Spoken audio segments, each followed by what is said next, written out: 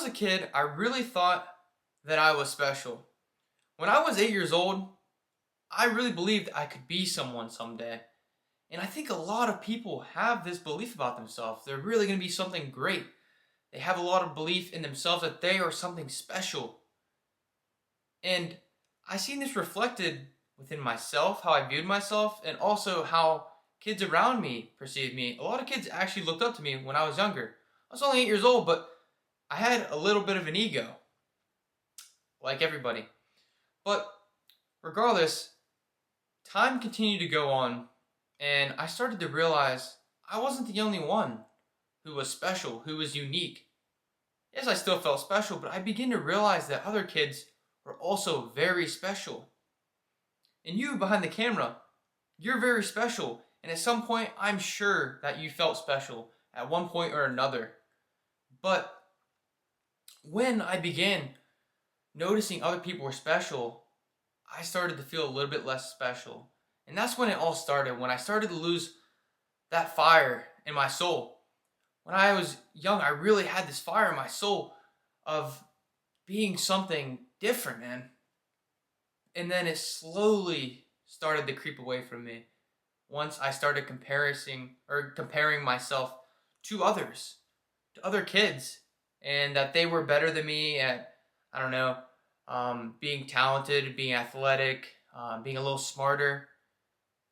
But think about it, this is a lot like the modern day in social media, because we're constantly going online and comparing ourselves to other people, and we're trying to get our confidence from comparing if we're doing well compared to other people, not compared to ourselves and if we're doing better, and just overall if we're acting in line with who we want to be.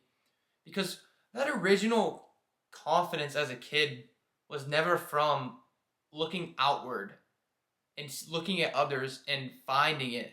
It was within you. And I still believe this to this day, and I'm still trying to bring it out within myself.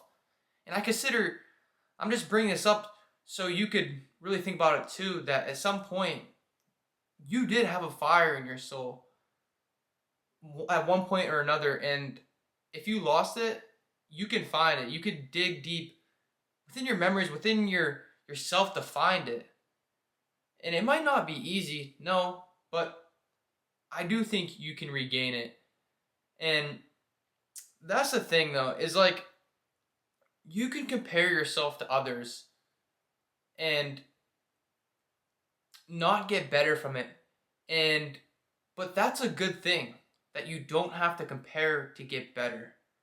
You can use people around you for inspiration, but the fact that it's all determined by you is a good thing, because then you don't have to rely on outside factors, because what you already need is already within you. And a lot of people don't realize this. You go searching for outwardly things that may satisfy you in the short term, but it's more of a long-term investment within yourself, um, that really brings about this energy within you to really make an impact on the world. And it's not easy. I'm not saying it's easy. I'm just saying that you are capable of much more than you think.